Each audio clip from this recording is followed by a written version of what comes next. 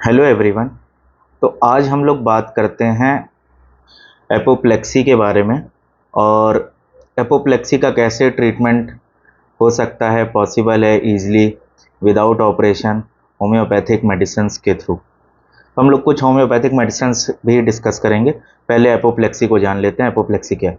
तो apoplexy generally medical term में use होती है इंटरनल ब्लीडिंग को, बट एक्सक्लूसिवली अब लोग इसको जनरली डॉक्टर्स इसको एपोप्लेक्सी को एक्सक्लूसिवली फॉर ओवरी या पिट्यूटरी या ब्रेन की ब्लीडिंग को, इंटरनल ब्लीडिंग को एपोप्लेक्सी के टर्म में डालते हैं।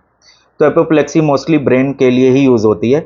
ब्रेन हेमरेज जनरली लोग बोलते हैं, लोगों ने सुना होगा। तो ब्रेन हेमरेज को ही एपोप्लेक्सी बोलते हैं। तो एपोप्लेक्सी में होता क्या है कि जो ब्रेन होता है, ब्रेन के अंदर आर्टरी जो होती है वो रप्चर हो जाती है। उसके रप्चर होने की वजह से जहाँ जहाँ पे भी ब्लड क्लॉट होता है वहाँ पे वो डैमेज हो जाता है ब्रेन का रीजन, जिसकी वजह से वो रीजन डैमेज होने की वजह से जो बॉडी पार्ट उस रीजन के कंट्रोल में है वो बॉडी पार्ट अफेक्टेड हो जाता है।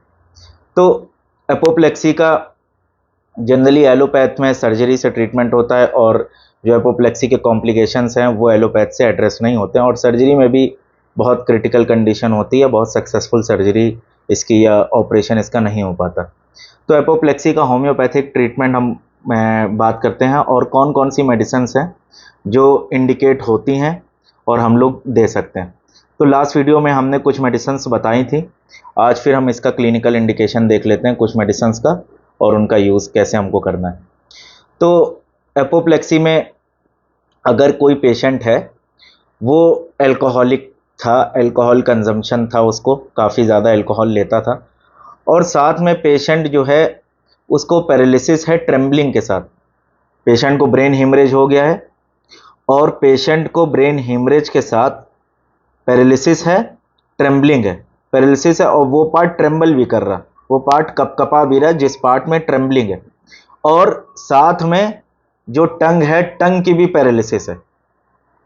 और हिस्ट्री क्या है कि पेशेंट एल्कोहलिक था, काफ़ी ज़्यादा एल्कोहल कंजम्पशन काफ़ी ज़्यादा था। तो इस कंडीशन में जो मेडिसिन का इंडिकेशन है वो है बेराइटा कार्ब। बेराइटा कार्ब इस कंडीशन में इंडिकेट होगी जो अभी हमने सिम्टम्स बताए। नेक्स्ट मेडिसिन पे हम लोग चलते हैं।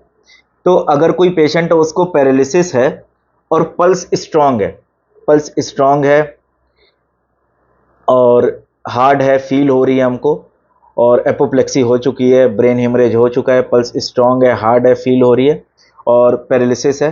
साथ में पेशेंट को सोरनेस है होल बॉडी में, मतलब पूरी बॉडी में पेन है। अब पेशेंट ब्रेन हेमरेज हो चुका है, पेशेंट अगर अनकॉन्शियस है तो हम लोग को पेशेंट तो बताएगा नहीं कि हमें सोरनेस है, तो हमको टच जब हम लोग करेंगे तो पेशेंट हल्का सा मूवमेंट दिखाएगा, या पेशेंट जो है हल्का सा उसके फेशियल्स एक्सप्रेशन चेंज होंगे, तो वहाँ पे हम समझ सकते हैं इसको सोरनेस है। तो ये इंडिकेशन हो जाएगा किसका, आर्निका का।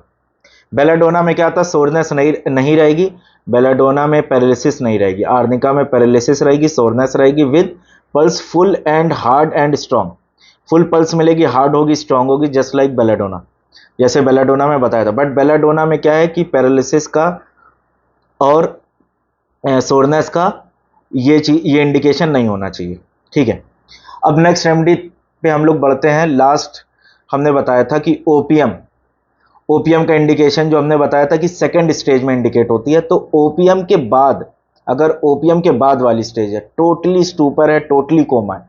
ओपियम में क्या था, कोमा से पहले वाली कंडीशन है, सेमी कोमाटोज है, और स्टेटोरस ब्रीदिंग है, स्टेटोरस ब्रीदिंग है ओपियम में। और अगर स्टेटोरस ब्रीदिंग नहीं मिल रही, टोटल पेशेंट कोमा में है, टोटल अनकॉन्शियस है, पूरी तरीके से अनकॉन्शियस हो चुका है, कोमा में जा चुका है, और एपोप्लेक्सी हो चुकी है, और पेशेंट को ब्रेन हेमरेज हो चुका है, तो ये इंडिकेशन किसका हो जाएगा, एपिस मेलिफिका का। तो हमने देखा कि बेलाडोना से कैसे हम लोग गए लेक्सिस पे, लास्ट वीडियो में हमने बताया था, लेक्सिस से देन ओपियम पे गए, और फिर ओपियम भी अगर काम नहीं कर रही है, ओपियम के आगे वाली स्टेज है, तो ये क्लिनिकल इंडिकेशन किसका हो जाएगा, एपिस मेलिफिका का। ठीक है, अब एक मेडिसिन को हम लोग और स्टडी करते हैं, जनरली कम प्रेस्क्राइब होती है ये, क्योंकि क्लिनिकली लोग इसको प्रेस्क्राइब नहीं कर पाते। इसका क्लिनिकल एक हिंट है, क्लिनिकल इंडिकेशन बहुत इंपॉर्टेंट है।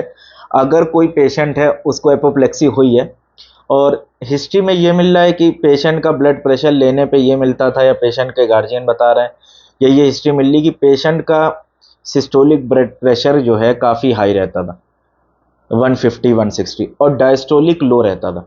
मतलब सिस्टोलिक डायस्टोलिक में काफ़ी ज़्यादा डिफरेंस रहता था।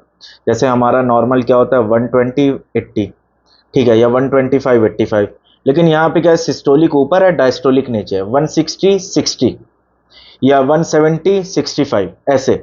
तो डायस्टोलिक सिस्टोलिक में अगर ज़्यादा डिफरेंस मिल रहा, और साथ में पैरालिसिस है लोअर लिम्स की ज़्यादा, अपर लिम्स की नहीं, लोअर लिम्स की, और एपोप्लेक्सी हुई है, ब्रेन हिमरेज हुआ है, तो इस कंडीशन में जो रेमेडी इंडिकेट होगी वो होगी बेराइटा एसिटिकम।